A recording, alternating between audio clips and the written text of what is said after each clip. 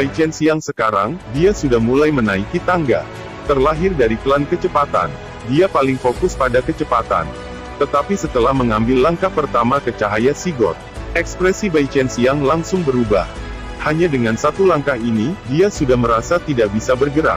Tekanan seperti pasang surut menolak tubuhnya. Dan kabut emas samar mulai naik di bawah kakinya.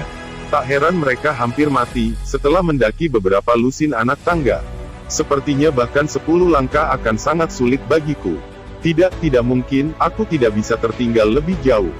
Kita semua seumuran, kenapa mereka bisa melakukannya, tapi saya tidak bisa? Di sisi lain tiba-tiba jiwa Xiao Wu keluar, dan menyatu dengan tubuhnya, dan langsung menuju anak tangga. Melihat Xiao Wu mulai menaiki tangga, Tang San menggaruk kepalanya. Betapapun cerdasnya dia masih tidak mengerti mengapa Xiao Wu tiba-tiba mengabaikannya. Tidak berani lalai, Tang San buru-buru mengejarnya, mengikuti Xiao Wu menaiki tangga. Sedangkan di atas sana, gerakan Bai Chen Xiang sudah menjadi sangat lambat. Berdiri di anak tangga ke-15, sangat sulit baginya untuk melangkah maju. Wajahnya merah padam, keempat cincin rohnya terus berkedip. Tubuhnya sedikit berputar, seolah mencari celah dalam tekanan. Lapisan kabut berair bercampur ke dalam kabut cahaya keemasan yang berputar di sekelilingnya. Jelas dia sudah mencapai batasnya. Saat Tang San dan Xiao Wu melewati Bai Chen Xiang, dia memberitahunya, jangan memaksakan diri terlalu keras. Bai Chen Xiang pun mulai mundur dan puas. Dia jelas merasakan kekuatan roh yang tidak maju untuk waktu yang lama tiba-tiba menerobos, naik ke peringkat 46. Saat Bai Chen Xiang kembali ke bawah, dia langsung berkultivasi memulihkan dirinya. Xiao Wu terus mendaki, menaiki anak tangga. Tang San terkejut saat mengetahui bahwa kecepatan pendakian Xiao Wu saat ini sebenarnya sedikit lebih cepat daripada pertama kali dia memasuki cahaya Sigot. Dan yang mengejutkan Tang San adalah, meskipun kemajuan Xiao Wu sulit dan lambat, dia sudah menaiki 40 anak tangga. Ini adalah pendakian pertamanya, dan dia juga tidak menggunakan kemampuan apapun. Bagaimana bisa seperti ini? Faktanya, setelah tekanan mencapai batas yang bisa ditanggung oleh tubuh manusia, bahkan satu langkah ke depan sangatlah sulit. Bukankah tidak mungkin tubuh Xiao Wu menjadi lebih kuat dari Dai Mubai? Namun, keterkejutan yang diberikan Xiao Wu padanya masih belum selesai. Xiao Wu masih kuat menaiki anak tangga.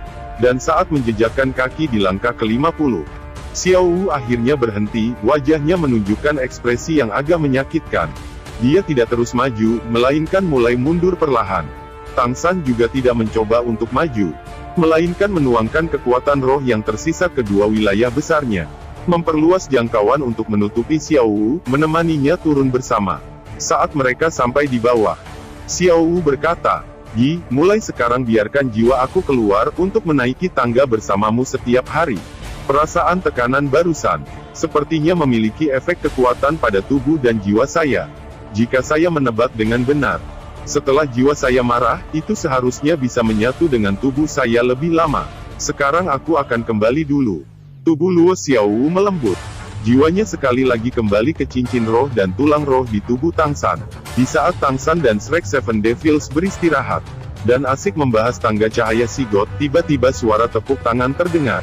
Mereka tidak tahu, tetapi siluet merah itu muncul, hanya kali ini, dia muncul di tangga yang menuju ke Sigot's Hall. Sigot Dulobo Saiki perlahan turun. Wajah bangsawannya dipenuhi kekaguman, tepuk tangan itu datang dari tangannya. Sangat bagus, layak menjadi peserta ujian 9 tes Sigot. Anda tidak sia-sia jika Tuan Sigot memberi Anda cobaan yang lebih tinggi. Saya tidak akan mengonfirmasi apapun.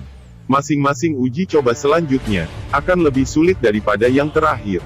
Anda perlu berlatih lebih banyak lagi. Go Saiki mengangkat tangan kanannya, dan dengan jentikan pergelangan tangannya, mutiara emas muncul di telapak tangannya.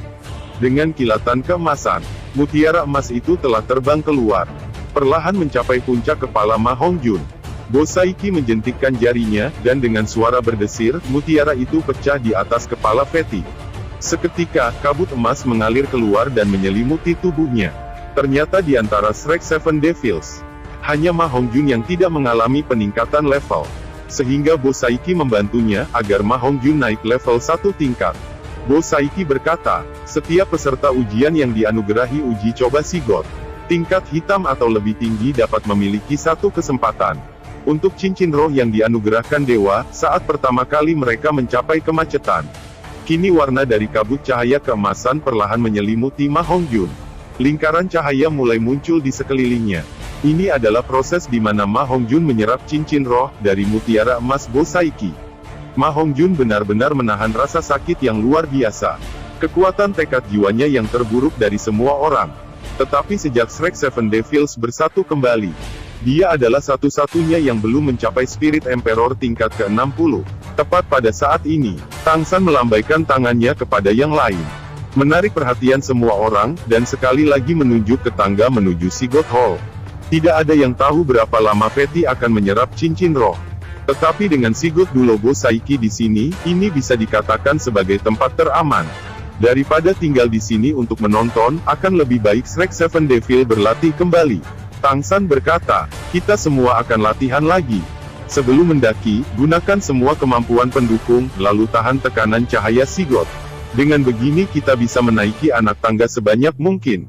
Jangan saling membantu, panjatlah hanya dengan kemampuanmu sendiri, lihat batasan masing-masing. Saat kita merasa tidak bisa bertahan, segera mundur, jangan menarik diri terlalu cepat, rasakan tubuh Anda rileks saat tekanan turun. Seketika Dai Mubai secara langsung melepaskan White Tiger Barir. Dia tanpa rasa takut melangkah ke cahaya Sigurd di depannya. Oscar membuat sosis tiruan cermin dengan setetes darah Dai Mubai. Dan sama-sama melepaskan kemampuan yang sama. Meskipun dia hanya bisa menggunakannya sekitar 80% dari kekuatan Dai Mubai. Ning Rongrong dan Zuzu King mengikuti di belakang mereka. Tang San dan Dai Mubai mendaki dengan kecepatan konstan, tetapi Oscar tertinggal. Saat Ning Rongrong mencapai langkah ke-20 yang merupakan batasnya terakhir kali, dia jelas sudah melambat. Akhirnya, Ning Rongrong mencapai anak tangga ke-26, lalu mulai turun. Meskipun hanya naik 6 langkah itu adalah peningkatan. Dai Mubai telah melewati 40 anak tangga, Oscar akhirnya berhenti di 38. Dan Zuzu King berhenti di 39, mereka perlahan mundur. Dai Mubai berhasil menginjakan kaki di anak tangga ke-46. Lalu berhenti dan mundur. Tang San tidak terus maju lagi, melainkan mundur menemani Dai Mubai. Setelah semuanya turun sampai ke bawah, Ma Hongjun pun telah selesai, dan akhirnya mendapatkan cincin roh ke-6-nya. Fatty menoleh ke Sigurd Dulobo Saiki dan buru-buru memberi hormat. Terima kasih banyak atas bantuan senior. Bo Saiki tidak menjawabnya, sudah berbalik untuk pergi, selangkah demi selangkah berjalan menuju Sigurd Hall. Seolah dia menginjak awan, tubuhnya naik dan menghilang.